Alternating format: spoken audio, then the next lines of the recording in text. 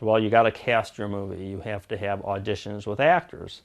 You know, you can put ads out in a local paper. When I lived out in New York, I put an ad in Backstage, which was the actors' newspaper, and you know, I would get so many resumes and photos from actors. It would take me weeks just to open up the envelopes, and then you know, right away, you kind of know what you're looking for, and just based you know on appearance.